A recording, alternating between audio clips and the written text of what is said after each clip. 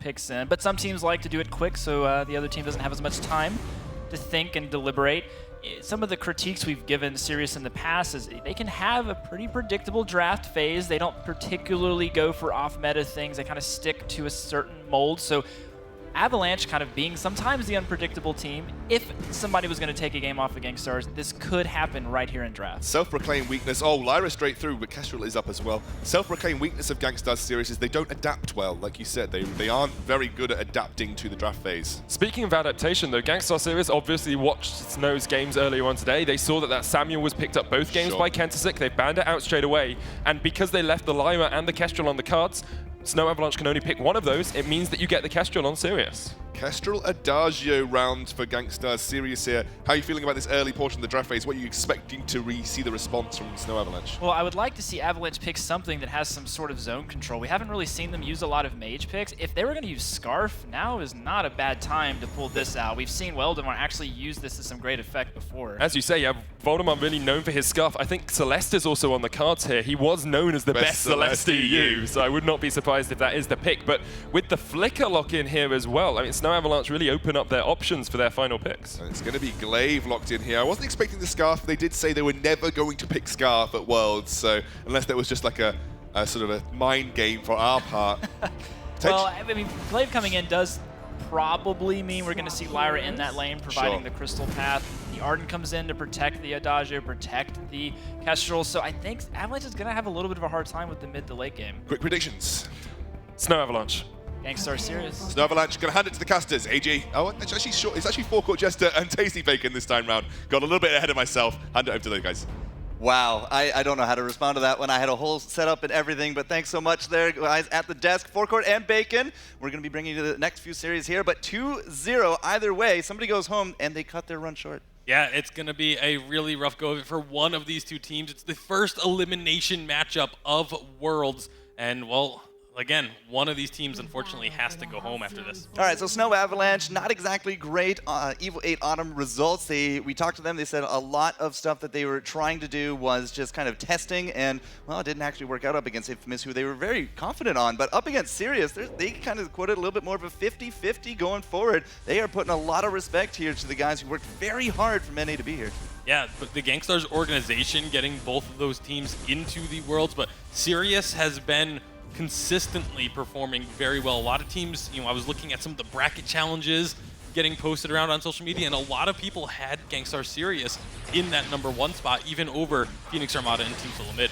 Well, there's a lot of teams definitely quoting the Koreans as strong, but with that flicker into this one as well, the 1.24 quote meta, we've had some discussions with the previous casters. What is meta when you have all these regions coming forward? Bastion on this flicker, there's a lot of strength behind this hero coming into it. We'll have to see him and Kentusik if they can make some good, successful invades. Yeah, that was one of the things I was very happy about, was to see the Lance ban, but right now Bastion going to be looking to make a little bit of a play there, just getting some damage down onto Rect. But Bastion on the Lance was something that for months I've been saying I really want to see him move away from. It's just them as a team, they don't compositionally generally play well with the Lance. So moving away from it here in this series, going onto this flicker, I think this does fit their style a little bit more. Rect in this lane has been babysitting pretty heavily up against Old School, and they have gotten their licks in up against Bastion on that flicker. This also means, Waldemar, he's in that lane Lyra. We had a few chats about that, but laning Lyra very likely to be going into some CP heavy alternating current, but we'll see if they have a secret plan on that one later. 3v1, perhaps 2v1 here, but they don't know Kentusik is actually in the bush. They did throw out that flare just a little bit off to the side. Rect leaves, and that's Kentusik coming out. He is going to be throwing down that afterburn. Status in trouble. Rect, he made a U-turn. He came on back to the fight, and now those glimmer shots, they will take their toll. No kills yet, but definitely some action. Yeah, definitely a very smart play by Kentusik, having the patience to wait in that shop rush and wait for an opportunity to go in, almost getting himself the first kill of the game. And this shows the comfort that Snow Avalanche have with Kentusik. There they go into the lane. Yeah, Rect getting just kind of thrown way away from his teammates. Has the Vanguard, but it's going to come out just way too late. Really nice separation tactics there from Avalanche to get themselves that first kill. Yeah, great job there. And again, Kentusik in the jungle, this is someone that they trust fully to be on his own in the jungle. We've heard Bastion say he feels that Kentusik can 1v1 anyone in the jungle, and they're getting a chance to show it here. A beautiful gank coming out from Kentusik on this glaive. And that's the 1-2 punch we're going to be looking for again and again. Status, though, he will at least take home Flicker. Here comes Rek now, back into it as well. Blood for Blood trying to get up to Status. He does have that shield there as well, but Waldemar, he is no joke right now. He does have that attack speed to the double crystal there as well, and we've split up GankStars again. And, you know, Status, he's not really interested in the fight. Will he actually get the Trin? He does not. Kentusik will steal that one away. Status is on his last legs out here. And that's going to be one more afterburn, or even just some damage from Flicker will get that kill finalized. 3-1 for Snow Avalanche, fighting for their lives. It's a good start for them, and as the analyst desk did say, you know, this could actually be really great for the mindset, the momentum, you know, lift the spirits to those losses from Infamous Legion just a bit earlier on. But Waldemar, he's no joke. He's just going straight into the crystal bits. He's going to be setting up for some pretty powerful buys, but it's going to delay him just a little bit to get into them. Bastion just going to be trying to be a nuisance in the enemy jungle, setting things up for Kentusik to come in. Yeah, Rekt is going to try to his best. Does not happen. That is not going to be a steal, or at least a reclaim there from GankStars. So it's, you know, damage is done. Snow, they got what they needed. They're going to exit out here. They're going to maintain a little bit of a gold lead, but Bastion, you know, if I saw a Flicker in this game, I would have expected that Flicker to be on the opposite side, but Bastion claimed it first. And just in more evidence of a lane focus. Oh, Bastion, though, taking a lot of damage. Well, it is a lane focus as everyone comes up to brawl, but Kentusik doesn't really get much from the aftershock or the afterburn. Bastion has already now made his exit. Waldemar has already thrown down the heals as well, and we're going to capitalize with GankStars picking up their second kill. They're not even done yet. Old School just throwing all the attacks there on top of Bastion as he wants, and Old School on Adagio is definitely like a bit of an Old School pick. It's definitely a favorite of his. Yeah, the Adagio, the Celeste, those are his two most comfort picks that we see him on, but great moves there from GankStars, recognizing that obviously with a glaive and a Flicker, you're going to be wanting to put so much pressure on the lane. We even saw minion candies get picked up by Bastion there, which was what I was going to touch on before that fight happened, and it gets used here, but not really to much effect because of that stop that GankStars had in the lane. So just really quietly, Bastion did die to that one, 3-3, and so with Kentusik coming up to lane, Old School and Rekt, they're just going to shrug it off. No problem, they can handle this. They did have Status actually make the rotation up. He's level 6. We don't have an ult on the side of Avalanche quite yet, but Status has the one shot, and he used it, and that's why Bastion is dead in the water. First item completed now for Old School, gets that alternating current. That's going to be a bit of a power spike for the Adagio, but is it enough? Yeah, alternating current and a fountain. Where's Rekt when you need him? He's not going to be anywhere close. That's going to be a nice pickup here from Snow as they are going to take kill lead and tied up gold. They didn't really care about that pickup. Yeah, not at all. And Waldemar, he's going to be very close and grabs his own right there. The minion mine's going to start getting grabbed here as both sides now have their own. So it's going to be a very, very interesting mid-game. This is kind of where Flicker, I feel, falls off a little bit in the mid-game, and then he comes back again in the late game. But there we go again. There's just nowhere for Rekt to go. He's going to eat a ton of damage, but Status is there with that Kestrel. The Glimmer shots on point, and the one shot going to get eaten up there by Waldemar, making sure that he doesn't dodge it. Otherwise, Bash could have actually been in some trouble there. But for now, they just reset a little bit, back to farming. Bastion's still very aggressive with his positioning when he does have that shadow trigger. And one of the great things about playing Flicker, when you get that movement speed, you can use it to just run around and look for scout traps that your opponents have been putting down. Force them to waste gold, having to constantly put down these traps and just immediately popping them. There was no effect gained from that scout trap. It's just gone right away. That's just 50 gold wasted. Yeah, it's, well, it adds up over time. Yeah, it might not actually be, like, you know, a difference in the gold above, but wow, all right, that's going to be a difference as Rekt came in, helped finish him off. Kentusik to die as well. Double kill. Goes over to Old School, goes over to Status even. Old School there just for the assist. But, you know, the Kestrel was cited as a very strong pick this weekend, and she is starting to finally correct a little bit of that win-loss ratio.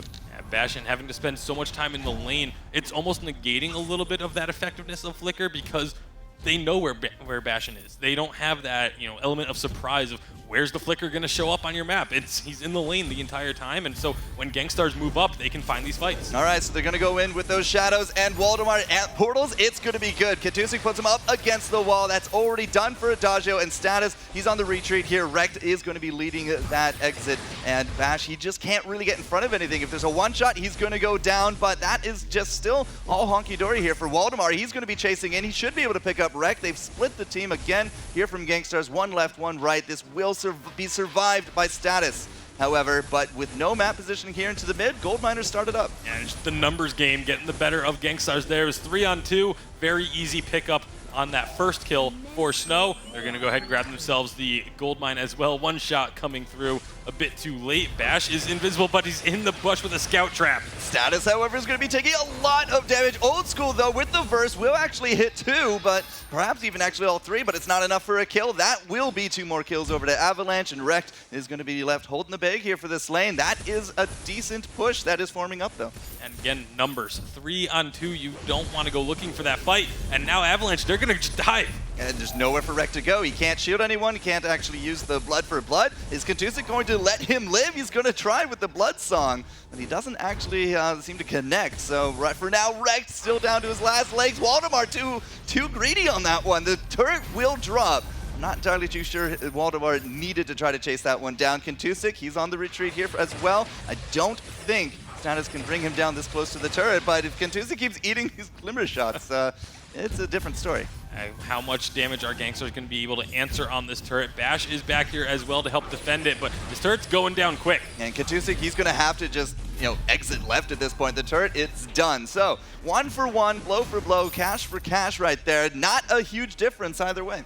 And not really. It's sitting about 19.4 for both sides in terms of the gold, but looks like Avalanche is looking for a fight. Gauntlet! Yeah, GankStars infused up. They're ready to roll right here, but that's going to be Portal in from that Gauntlet. Old School still alive. He's going to get, well, at least a shield for a little bit, but it looks like that's all she wrote for the team. They did trade out Bastion, but it will be that ace, and Snow Avalanche are taking control. Beautiful fight from Avalanche, able to get in after that Gauntlet did land a couple of stuns. They jumped immediately onto Status. Old School was taken extremely low as well, couldn't really be as involved as he wants to be, and then Status going down early. It's one of the trends we always see with the Kestrel. We're going to get a look at this replay. You can see here the infusions, like you mentioned, just not being able to be used. A huge glimmer shot, but it just wasn't enough. There's so much healing coming out from Snow that they're able to chase down these kills. It looked like Bastion got some immense value with that Fairy Dust. Yeah. You're just right in the middle of everyone, 70% slow at max level. It's insane. It's a little hard to deal with, and all clumped up like that. It was a really good capitalization, and Snow, again, just as you said, Bastion, he can just use the shadow, just gets that movement speed,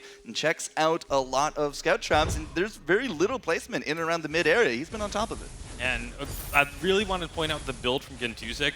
Tension Bow with a Sorrow Blade, his damage is immense when he jumps in, and that's one of their keys. They're just jumping right onto Status and Old School.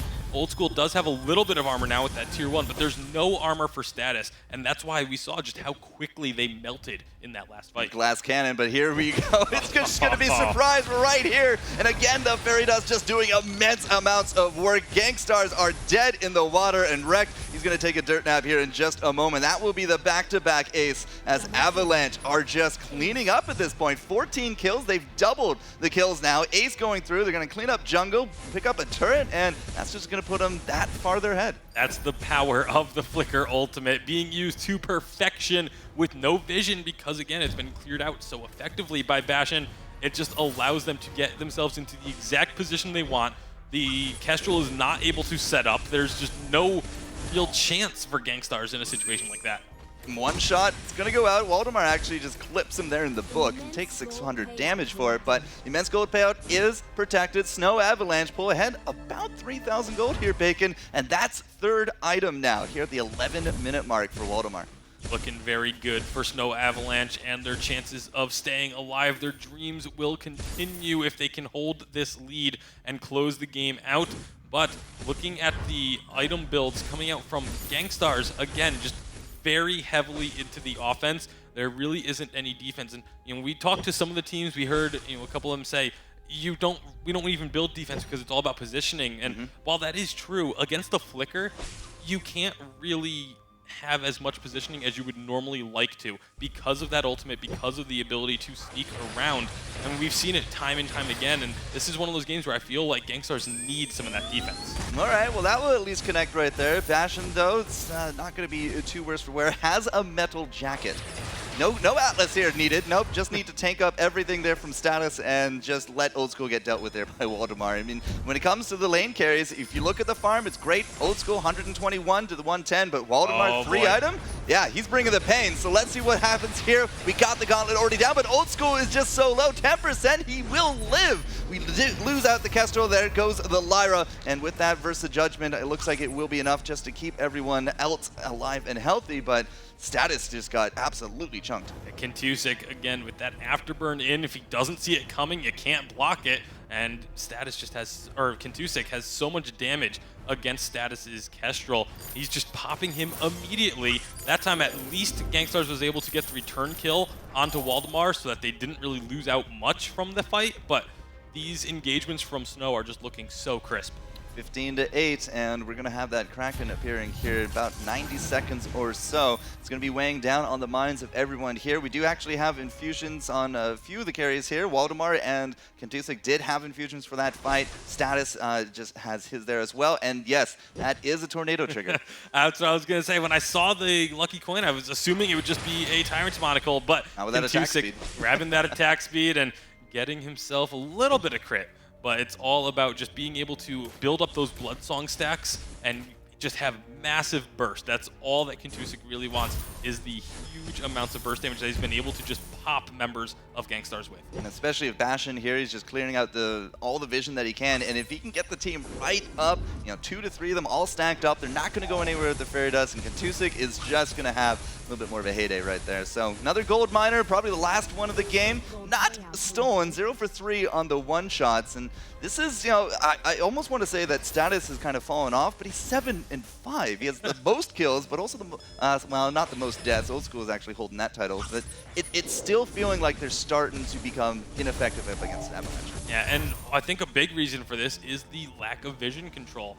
There isn't a contraption coming up for Wrecked, whereas Bash has one. They're putting down so much vision and denying vision at the same time from GankStars. It's very curious to me that you're seeing a game against the Flicker. Here they go. They're going to get spotted, but is it too late? Yeah, Waldemar is going to have to try to play some catch-up on this one. Not the cleanest engage. Bastion already down under half, and with that gauntlet there, but again, it doesn't matter. The Lyra, she's doing the damage. Kentusik has that burst. It's dead in the water here for Status, but they have traded out once again for Waldemar. Now Old School and Wrecked, they're going to be on the hunt. Kentusik and Bastion are just not healthy enough to continue a fight. Wrecked might be able to catch up a little bit here, but at the same time, is there any kill potential here, Bacon? I don't think so, especially because Bastion just ducked down a little bit to the shop, grabbed himself a pair of war treads. So they will be able to motor out of this if they need to, or if they decide to re-engage, which is another option, as the jungle is going to get started up here. Looks like they may want to try and go for this. I think he's just trying to be a little bit more of an annoyance at this point. Waldemar is back up. When it comes to a fight, Waldemar has very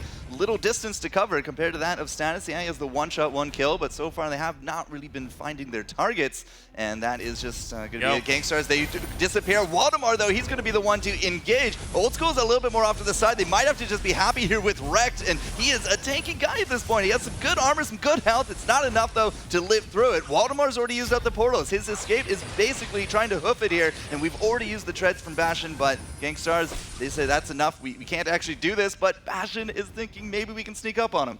Yeah, they know they have vision control. They know they've been denying the vision across the board for GankStars, and they're going to say, hey, we have vision of the jungle. We know where they are. We're just going to start with this Kraken, and we're very confident that we can take this before GankStars get here. But here they come. There's a chance for a steal. Status, he's just going to start throwing out the glimmers. Kraken is also just going to go over to Avalanche. Not a steal yet. Old School is going to get the damage. Kentusik is going to drop. Waldemar is going to have to eat the one-shot, and Status is out for blood. The portal, no, he's going to re-engage, and he brings down the Kestrel instead. Old School is now going to try to catch up, and the fire is good. The ace will go to Sirius, but they have to deal with the Kraken now pushing down lane. Yeah, and it's just the Arden and the Adagio left to deal with this. Adagio is going to have a lot of damage onto the Kraken. Wrecked, not so much, but I just feel like they're going to lose one turret here, but it should only be one turret. So it's not going to be the end of the world. One turret, it is the choke, but they still got 2 more to fall back on. And when it comes to the cash, after this infusion is happening here for GankStars, we're pretty much back to neck and neck. Yeah, it's still a very, very close game that can go either way.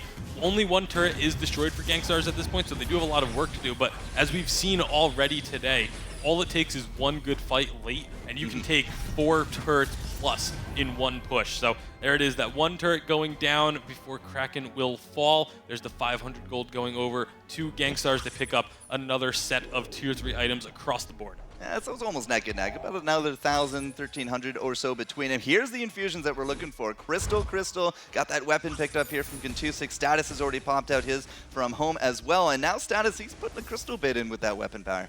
That's going to be... He's had the Crystal bit actually all game.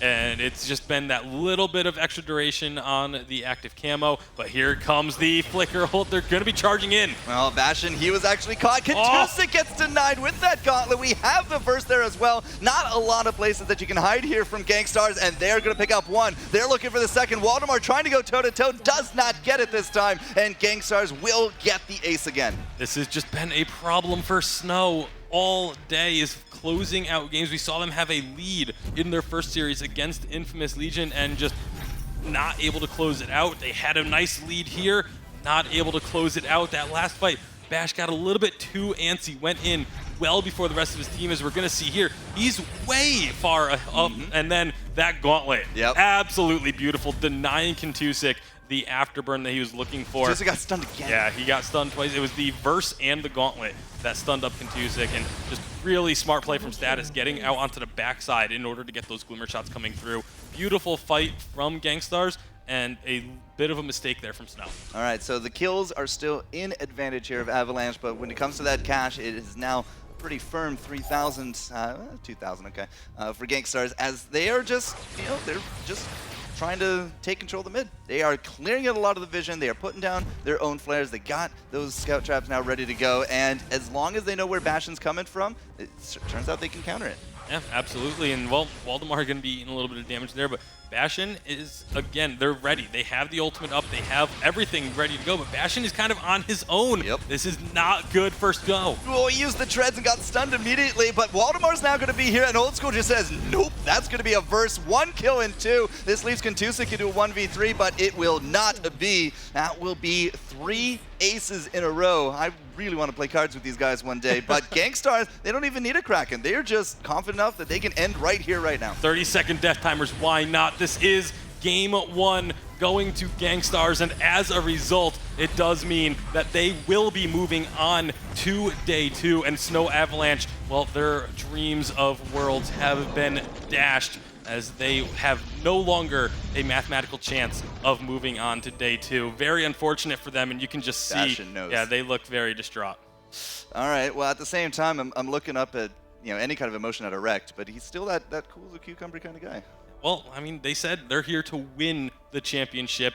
Just getting out of groups is not enough for them, so they're not going to be really showing too much emotion yet. All right, so Lance was banned out, Samuel banned out. We'll have to see what game number 2 here will actually produce, but the Lance ban up against GankStars didn't really seem to faze him too much. Yeah, no, not really. The Lance has been a big pick for Status in the jungle, one of the few players that we see actually playing it as a jungler still, but just switched over to that Kestrel and had himself a pretty solid game. Yeah, we have really high hopes here for Kestrel overall, and it's been, again, a bit of a rocky win-loss, but chalk another win up here for this one, and yeah, it just could really go either way for the last game, but as you said, mathematical chance, like, is there really going to be a lot of heart in it here from someone? Yeah, that's the question. I think there is. There definitely is, because they are a very prideful team still, and they want to at least get a point out of this. I don't think they're going to go down without a fight, and there's still an importance to it in the sense, actually, I believe GankStars is guaranteed first in the groups now with that 3rd point, but I'm still going to go with pride.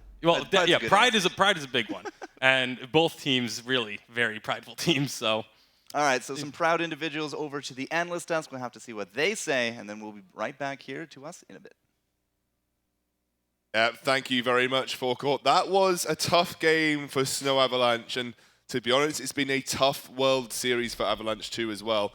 Guys, I mean, they looked like they had the upper hand. Where did it all start to go wrong? Well, they did have the upper hand. I mean, mostly Sirius was giving them a lot of those advantages. I would almost argue for free. Like, they were grouping up against the kind of AoE composition that was coming out of Avalanche, just always sticking on top together, playing these kind of scrappy, unorganized team fights. And it's kind of the question we always have about Sirius. It's like, we know mechanically you're proficient, but where's your decision-making? Where are the shot calls leading you? And for the first half, maybe 60 to 70% of the game, it was leading them to death after death after death.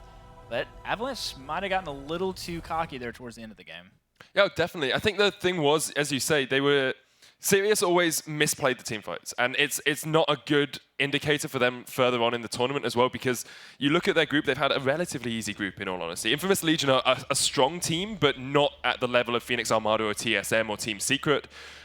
And Team Snow, Avalanche have put up good performances against the caliber of opponent they're facing, but not to the degree that we'd expect them to be able to get any further in the tournament. So if you look at it from just a purely objective point of view, the winner of this group and the second place in this group are probably the underdogs when they get into their quarterfinals. Yeah, this was a tough group all round, and it's heartbreaking for Snow Avalanche off the back of all that hardship that they had to go through to get to this position and not make it any further. But that's competition. In a nutshell, you can't isolate this from anything else. And Snow Avalanche, after that loss, even if they win the next one, there's no way they end up qualifying just because of Infamous Legion taking that 2 over them earlier on, and it's going to be tough for them to go into this next game. I mean, they've got that pride behind them. They are proud players, like we said. They've got the representing Europe, representing Russia as well. They can probably come back and show us an excellent game, but it means nothing now. Let's have a quick look at this replay. So this is the Mooncloak in. We're going to see a lot of the AoE, but a superb gauntlet. You have to just bring the attention to how well placed that gauntlet was. It stopped Kentasic getting in, and then the Arcane Passage actually allows GankStars a lot more mobility than it allows Snow Avalanche in the fight. We talked about this, the ultimate from Adam was fantastic, the gauntlet, like we said. I mean, Rekt placed that perfectly, but the Arcane Passage just allowed all of this mobility to chase down the rest of Snow Avalanche, and I just feel like at this point you notice just more and more that Avalanche are getting more and more desperate to make these plays work for them, replicate what they'd done in the early game with that glaive with the tornado trigger, and it just didn't seem to come to fruition. It didn't. I mean, Bastion was there a little too early as well. His team wasn't quite ready. So you could tell once Bastion got engaged on so hard, his team's response was instant. We're going to use all of our abilities to try to peel, try to do damage. And that's not what you want to do. Like, just because your ability is available doesn't mean you have to use it. There's a good time and a bad time. And when you blow everything right at the gate, all of a sudden the sustained damage from the Kestrel and the Adagio ends up being too overwhelming for you to be able to handle. I just want to bring attention as well. It sounds like we're being quite negative on the analyst desk at the moment, saying it's been really difficult for Snow, GankStars Sirius aren't playing as well as they could have done. We're being as objective as we can. You have to look at it from how we're going to get into the next games. And just bringing back to that point, I think Rekt here, he never built Contraption in that game. And when you're playing into a Flicker, you look at it, Phoenix Armada, when they were playing into Team Secret, they said, Contraption, basically first item on our Roma, because we know we need to get that vision awareness. GankStars here, one, because Snow made an engage they shouldn't have made, rather than multiple engages. Yeah, multiple engages they shouldn't have made, rather than actually outplaying their opposition. And I worry for them going into the next couple of days that you have to be able to outplay your opposition, even if it's mentally, to be able to win these games. I think the theory behind the Flicker picks are good. I think the idea of delivering a high burst damage hero right to the back line without being seen, it seems great in theory. But then you've got the flares that come into it, contraptions when they eventually come up as well. And it's difficult to ever make Flicker work once you get this amount of gold and the Romas stack up, contraptions and flares are flowing easily. It is difficult to make Flicker work amidst the best teams, because the whole point of Flicker is to utilize that invisibility, to utilize the surprise factor. But when Vision is just so good at this level, that surprise factor just slowly becomes less and less relevant. Well, it's taking an advantage and actually extending it, right? Yeah. So when you get early game, mid game leads with Flicker, you can't just keep rotating your jungle, rotating middle map objectives, and rinse and repeat, reset, wait for Kraken. You need to move the line of scrimmage closer and closer to the opponent's base, so they don't have the ability to come out and lay down scout traps. They don't have the ability to come out and clear your vision. You maintain map control, and when 15 minutes hits, a Kraken push can end the game just because you're so much further ahead on gold and items. And we see this with the way that the Eastern Asian teams control the pace of the game going towards 15 minutes. They have the wave pushing towards a turret. They take a team fight, they take the turret, they take another turret, they control that wave, they steal all of the jungle, they have all that vision control set down. And especially you saw with Druid versus Team Secret, a prime example. Cavalifar forced to go into the jungle because seeing Phoenix Armada just pushing everything up towards their side of the map, and 39 CS to 100, Cavalifar was starved. I'm just coming back to the point about Flicker and how teams are playing into it. I think there are two main heroes at Worlds that teams are aware of just all of the time, Kestrel and Flicker. You know, Kestrel is slightly unbalanced at the moment. In the right hand, she can just 1v3, and Flicker is so new that everyone thinks we need to know how to deal with this hero. So when we see Kestrel picks and when we see Flicker picks, it's because the enemy team has allowed it to get through, and they always have a way to deal with it. Teams are always going to strategically play to their strengths, and if they give you Kestrel, you have to wonder what they're going to do to beat you out on that. And it requires players to be a little bit more disciplined and mature in the early game. Like laners that would maybe normally not buy vision for their own lane bush when you're up against a Flicker, you need to pick up a scout trap every time you go back, help out your roam, drop the scout in the bush. If Flicker pops it, you know where he's at. That's half the battle with Flicker, is just knowing. And we saw a little bit of laziness early game with Old School kind of just walking through his lane bush, maybe just hoping Flicker wasn't there. That's not good enough. You have to really be purposeful about the strategies you employ. What I did like to see, though, out of Sirius was they didn't give up. After being that far behind, especially on a world stage, it can be really easy to just kind of tilt a little bit, get really frustrated, really flustered, and then just let the other team walk over. But every single time they had a chance, even when it looked like they were about to lose team fights, we saw Old School and Rekt putting everything they could out there, and they ended up clawing back in the couple of team fights they needed to. So I think looking forward now, we know Sirius are going through as the first seed from this group. We know that Infamous Legion are now going through as the second seed. Sirius now have tough competition going forwards, and a lot of that tough competition is coming from the Eastern Asian region, the region that we know excel at team fighting, mechanical coordination. We noticed during the game that's something that in most parts Sirius were lacking. You know, you were one of the first to admit it. They were saying their team fights are just not good right now.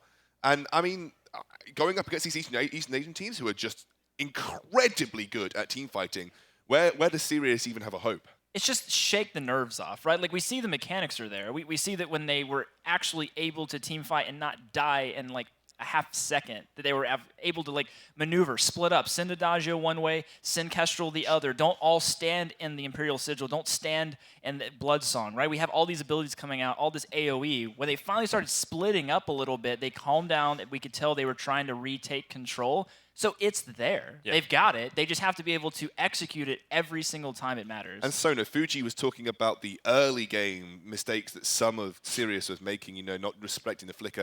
For teams that we've seen prioritize early games so heavily, like Phoenix Armada, like Detonation, is this something Sirius are going to have to go back and just review and make sure that they are really tightening up the early game against these Eastern Asian teams? Oh, definitely. Like, we're talking about picking into Flicker, you need a scout trap in the bush or you need a flare. You've got to do that against any team here, in my opinion. Getting an early scout trap puts you back 50 gold. 50 gold is better than giving up your life and giving up the turret because the entire three-man squad is there. Just get it in any matchup, put it in that bush, get yourself no Halcyon potions, stay safe to start off, and farm behind the turret. The problem is, like, NA's always been really good early game, EU's always been really good late game.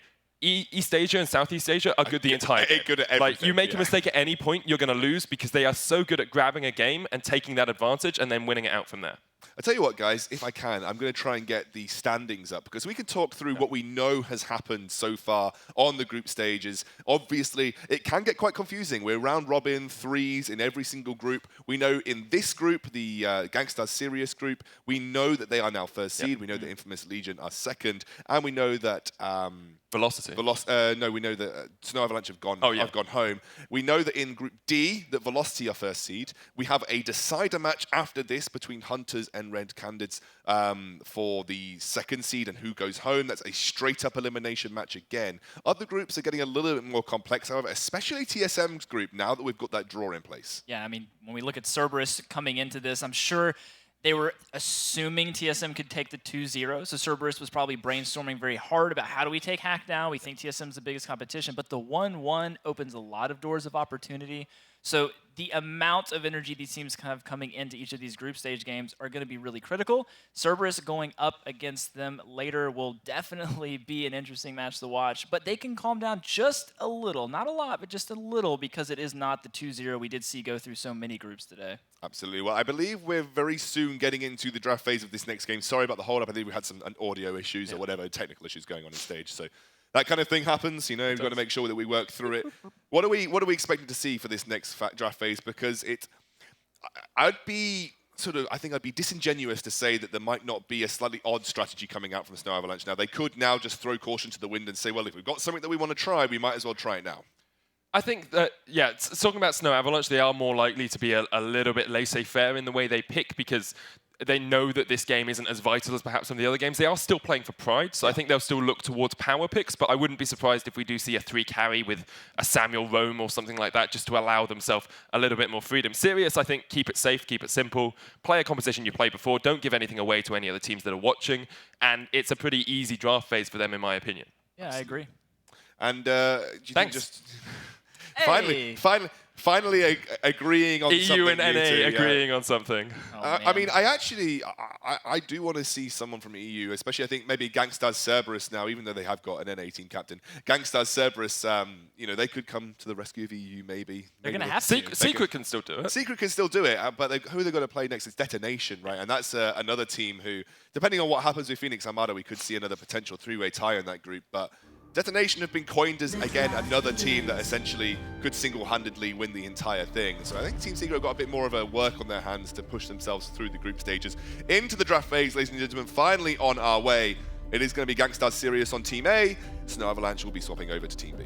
Yeah, I think this is pretty standard for GankStars Sirius. Ban out the Kestrel, Lyra gets banned immediately by Snow Avalanche, so typical bans, and it actually a Lance pick straight away from Old School, so looking towards perhaps being a little bit more aggressive in that early game with the Roam. Yeah, I think this is a little bit more of a draft strategy I would have predicted from Sirius. Before banning the Samuel, a little bit strange. Giving the Lyra power pick over is pretty rough because she is a flex pick. She can go to lane, she can go to Roam, so there's a lot of things you have to decide as a team there. But the Lance first pick, a lot of things are now open for Sirius to figure out what they want to do. And we saw in our video of GankStars Sirius Wrecked, commonly thought of as one of the best lances in the world, so you're going to see him on one of his best picks. You say commonly thought of. Amongst the GankStars members, he is thought of as one of the best lances in the world. Actually, they did say, Status did say himself that most people would say he's got one of the higher-end lances, you know. I mean, then again, every player here is probably one of the higher-end players, so this is the world. It's going to be Blackfeather and Adagio rounding out GankStars Sirius, and Snow Avalanche with the Gwen and Catherine. What do you think rounds this out nicely for them? I definitely think they need something else that can also help either protect the Gwen or keep Blackfeather away from her. Like, this is something where you're going to have, if the Alpha comes through, this is one of those picks. We haven't seen a lot. It hasn't been mentioned quite frequently, but it does have a second life. Alpha can come back. She can be the distraction. We've seen some picks come through today on certain people where they just do that. They distract. CP Alpha or CP Gwen? I really like to see Weapon Power Alpha and CP Gwen here, because I think a Weapon Power Alpha gives you a bit more distractibility, and the CP Gwen just gives you that straight up burst damage. I'd actually reverse it. Oh, we're going to reverse it. Yeah, I think the Weapon Power Gwen into the Blackfeather is a little bit easier to pull a victory off with. Yeah, I'm actually probably on board with that, just because I've always thought CP Gwen's better against double ranged, against high poke. So anyway, we're going to run through. It is going to be Forecourt and Tasty Bacon. Take it away, gentlemen. Oh man, higher end players, maybe higher end casters here, but Forecourt and Bacon have now into the second match between them. Wrecked Old School and Status, their spirits are high. I'm not entirely too sure I can vouch here for Snow Bacon, because that's an alpha, and almost nobody told us that they were going to run an alpha here. Yeah, alpha was actually one of the heroes. I've heard some teams say that they didn't think an alpha would be played at all this weekend. But, you know, again, a game that isn't going to impact the standings. It's just for pride, or for, you know, just get something out there, see what works, and look forward to next season maybe. This is just something that Contusik wanted to play, and, well, I think I don't think anyone is really going to argue with letting Contusik play whatever he wants to play right now. This is like the highest tier testing ground that you can probably ask for. I wanted to say, you know, coming into the Snow Avalanche is going to take a page out of the Infamous book, right? If you do have that CP Gwen, that is something that, you know, they had trouble with a little bit earlier on, and then I personally think they just kind of threw it away with the Alpha. Well, we'll see what they do decide to do. Is Bash is going to get that stun up, get a stack of armor and shield there. Good to see those getting thrown out as quickly and often as possible. Ooh. But right now, big engagement from GankStars is going to net the first blood. Power of the Lance, man. You cannot give Status or Wrecked, really. You know, they said higher end, but I call Wrecked the best roaming Lance we got here in NA. Now here he is at the World. Perhaps we'll get to see him prove that later on, but Status is no joke with this one. NA has a really, really good time with Lance picks, especially in that jungle, and so far, they are bringing the pain. And they're looking for another engagement here. Bastion is going to be taking a lot of damage and will be going down. Wrecked actually picking up that kill. And you can see Snow, they don't even want to engage on that, even 2-on-2 with a little bit of damage already down. It's going to be too much. I mean, Status has that double weapon. Wrecked was there as well. Now, Old School in lane. On this Black Feather, I'm going to posit a theory here. This is not a double weapon comp. It very well shouldn't be. The Crystal Power Black Feather, we actually heard numerous teams say that they feel like that is just as strong as anything else, like just as strong as a Kestrel, just as strong as Flicker. Like, people were saying that that is an extremely powerful build. We'll see if it does come out here. That's a lot of damage. It is, but the Skedaddle was really just enough there to keep Waldemar still mobile from there. But Old School, if he is going to go into the Crystal, it's a really good hero to kind of trade with, right? You get that shield from the on point, and you really take nothing for it. And Status, I mean, he's just going to be his normal self. If you do watch the NA, he invades. He's aggressive. He loves to do this, especially with the Lance. The jungle clear time is immense, and if he takes that 6 sins into... and there's the crystal. If he does take that into a tension bow, it's just going to be death for breakfast here. Yeah, and it very much looks like it's going to be a tension bow at this point. Old Wrecked and Status are going to be finding themselves another kill up in the lane. Oh, the Gwen again using that Skedaddle in order to stay alive, but it's such a big chunk of damage. And you know, the Lance, I'm always very critical of Lance. Yes, you are. But there's only about 2 teams in all of North America that have a positive win ratio with Lance. One of them is GankStars. Yes. Again, I kind of championed them for that Lance play. We saw Willie a little bit earlier on, Phoenix Armada. Wow. Kind of questioning who's the best in the world in my mind a little bit after that play. But again, you know, 3-0, Sirius, their spirits are high. They got that lead. Status is just setting up shop here, right? He has a 10th there in that middle bush, and he does not leave this side of the fold. Yeah, he's going to be just constantly stealing away this jungle, and it allows Old School to come and farm their side of the jungle. K2sik trying to make something happen, you know, saying, okay, my jungle is gone. I need to get into the enemy jungle, but when you end up running into your opposing laner and roamer there, not going to work out well for you. You got control alt deleted right there. But okay, Bastion, he's going to at least keep some of the farm here on their side for him, but that's going to be a tension bow for Waldemar. Will that matter? The Skedaddle's on cooldown, basically, is going to keep him still alive. Status baked. I mean, how many more shots are we going to take at this guy? Yeah, I mean, every single one he hits does almost half of Gwen's health. Old School could be in some trouble here, but is going to be just running into where they know that Status is just moving. And now they have themselves a potential fight. Old School over the wall, just trying to help out with that on-point. Status going to come down low. Good get in. Wrecked, however, can't really get that heal going. Instead, it's going to land on top of Old School, but they have overstayed their welcome here on the side. And now Waldemar, he's going to skedaddle forward. He knows that there's nobody here to nail him down, and that's going to be now as well K2sik joining that fray, but he cannot dive. Doesn't matter. Waldemar has that shut down. And, well, Snow Avalanche, some signs of life from them. Yeah, signs of life here, and I mean, they've looked strong in the early game. This has kind of been the trend. 3 of the 4 games that they have now played here on the main stage have looked very strong in the early goings. So we get another look at this fight, just Wreck taking a little bit too much damage. Old School not able to get over the wall, doesn't have that ultimate yet, so it's kind of a 3-on-2 for a good portion of that fight. And once Status goes down, it's just an easy chase. Finishing off that one with the buckshot bonanza to get the slow and finishing off that final kill. If Status had actually landed his impale right there, might have been a bit of a different story. Has that tension build there as well, but we also got the first pick up there from Old School. We got that fountain here on, well, at least one side. Bastion is either not going for it or he's really behind when it comes to putting it all together. But Fountain versus Non, that's definitely going to be a bit of an advantage for the team fights going forward here for GankStars. Absolutely an advantage for GankStars. And Bastion, like you said, not really terribly close to finishing that Fountain. Oh. Status not going to get the Impale, actually got stunned up anyway. But the Githian Wall will connect with a stun, and Waldemar is going to have to be running for the hills.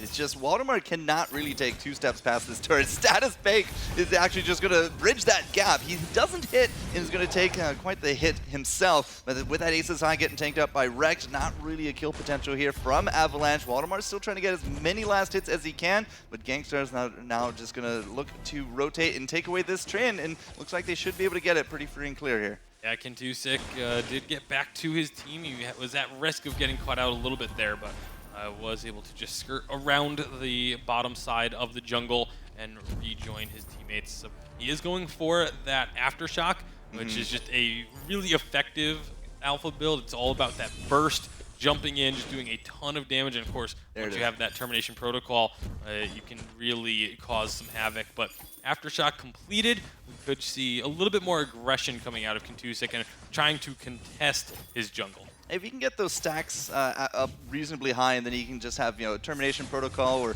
that initiative getting into it, that could actually add up very nicely. Status and Waldemar just kind of playing off to the side there. As Kentusik is now looking for that engage, but he does not land it. Instead, he's going to now have to reboot. Wreck coming in there, Status as well. Old School is just kind of biding his time there in the back, has that Rose Offensive ready to go, and well, there we go, finally. That Fountain does come out. Wrecked and Status, they turn immediately around. They say, we can still fight this, but they're not finding any targets here. Yeah, but they are, because of that Fountain coming out, Snow didn't want to continue that engagement, and now Waldemar again going to be having to run for his life. Ooh. Very nice moves to dodge out these impales, but just not enough to turn the fight around. If Snow actually do bring this one into a win, it's literally just because Waldemar can't get nailed down here. Status has not landed those impales. And well, when he was landing the impales, they were getting skedaddled almost immediately. Waldemar's play on this Gwen has been extremely impressive. To me, that means he hasn't landed it. Sure, the damage is there, but it's all about the stun. It's all about that root into the stun combo up against the wall. Landed. I mean, that's what point. Really matters. You got a point, my friend. You got a point. So Status, he's going to be ramping up more of that weapon. Which way will Kentusik go? It'll be a little bit more tanky, a little bit more damagey, because if he is going to be jumping in, especially if he wants to just kind of blow himself up there for some massive damage numbers, he will need to survive a little bit. Yeah, need to survive a little bit and get yourself into a position where the explosion is going to, A, deal damage to your opponents, unlike that one that we saw there, and B, not leave you completely isolated from the rest of your team. Like, the timing of using that ultimate is incredibly important.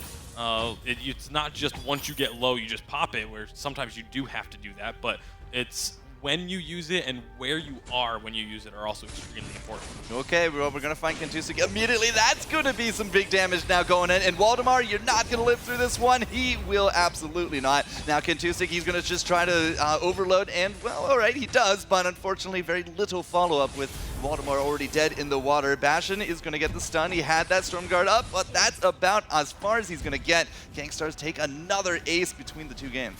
And another ace, and this should be a lot of damage onto this first turret as well. GankStars Sirius looking to have a perfect run through the group stage right now, as they have themselves a 7-3 kill lead and just about a 3,000 gold lead as well here in this game. During our interviews, some of the teams a little bit more 50-50 on some of their opponents, but GankStars, they did not hesitate. They said it's going to be 4-0. They're not even worried about the group stage. They are already planning ahead to take on some more fearsome opponents in their eyes. And, wow, if they do bring it out 4-0, their predictions are right on track. Yeah, well, and I know they're definitely going to be happy with a 4-0 result if they can close this one out. But again, Snow Avalanche, you cannot count them out at any point. They are still a team that is, again, wants to fight, wants to get that point, does not want to be swept out of Worlds. And so you have to be careful. Gwen, late game, is a powerhouse. Yeah, but it kind of feels weird to say, but she feels behind. She's really not. She's a 91 farm there to the 103. It's really not that big a difference, but Waldemar has also survived very well early on. Bastion perhaps is about to become the next casualty, but it's going to be enough at least for him to live to burn to death. Old School now into the back. He's looking for the next on-point shield, but Kentusik, he needs to land the damage. He's only going to tickle Wreck there, and now just too far from home.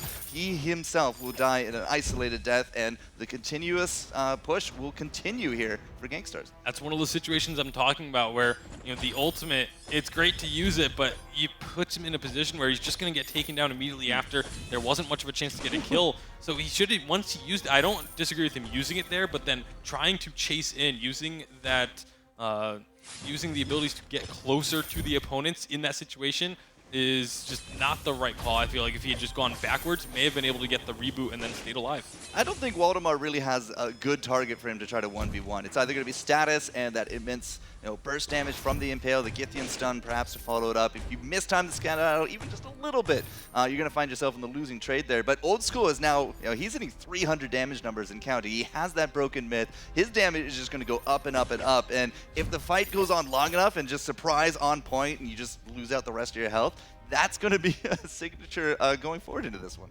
Well, looks like they have an opportunity. No, they're not going to go jumping in onto Waldemar. Thought they might have tried it, but instead just going to be continuing to put pressure on this lane to get a little bit of chip damage on this second turret as we get a little bit closer to Kraken, about 3 minutes away now before the objective, but there goes Status, so aggressive. I mean, I think he was really trying to bait out the skedaddle there, but again, there's no good 1v1 target here for Waldemar. Status literally just walked up to him, rolled up to him a little bit even, and just had free shots all day. Waldemar down under half. Kentusik is going to be sharing some of that damage. You see the on point? It's absolutely massive. That's what they're calling the best trades that you can do, and he's also a mage hunter at this point. Yeah, well, he's going to be hunting down Waldemar. Not quite a mage, but still gets that kill. And now the turret, I mean, it should be going down here. You can see Old School still just harassing Kentusik. Does have the reboot available, is going to use that termination protocol. This could be troublesome. Oh, so very little damage, unfortunately. Again, Kentusik is just not having his day. He's 0-4, and that could have been a really awesome kind of turning point right there. But unfortunately, what, 2 to 250 damage. Not enough to bring these guys down. Yeah, only has the Aftershock as the completed tier 3, still trying to get up to that broken myth. That will help out a lot, but is it too little too late? Rekt is going to be taking a lot of damage here, uses that Verse of Judgment, is going to get the double stun and get out. No way, Old School is just going to come in and says, hello, double kill with the Rose offensive. Rekt, I thought perhaps was actually going to be in the 4th kill right there, but no, cool as a cucumber, this guy. Yeah, that is just not fair. Getting an opponent that low in a situation like you just want kills just as almost a consolation prize even at this point, but getting denied at every turn by GankStars Sirius. The squishy nature here of Snow is really kind of becoming that disadvantage. Old School, just massive numbers. Status Baked has kind of been running the show in the jungle from minute 1, and now they can't even pick off Rekt. He had enough survivability, enough tankiness with that roam roll, and it's looking from bad to worse here from Snow. Absolutely, and you're talking about Kentusik being a little bit behind. Does get that broken myth now, so we'll at least have a little bit more damage potential, but like you mentioned, 0-4, and you look at the CS numbers, 31 to the 76 of Status, being more than doubled up.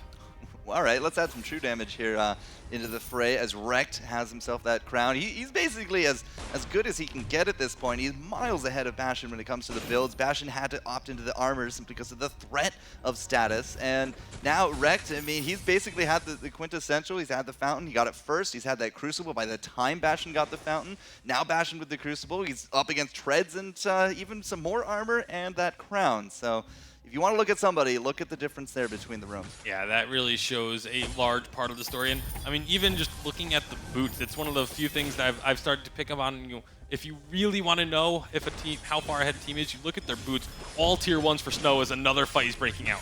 Tier 1s, well, we'll have to see if they motor on out for the retreat, because Status is not giving Waldemar that opportunity. You have that roam. It's good enough. The pressure is there. Rekt will catch Kentusik. Stunned up. Status is just going to put him into that reboot, and look at Old School just dueling out Bastion here into the side. Doesn't even need the on point to hit. Kentusik will use that second life into a triple kill. The ace, and this just could be the game, set, match, Bacon. Yeah, the respawns will come through in time, but I just don't know if that's even going to be enough. And Waldemar is up, but the crystal turrets are down, and there goes the crystal. GankStars Sirius, the first team to get through the group stage, and the first team to do it with a perfect record.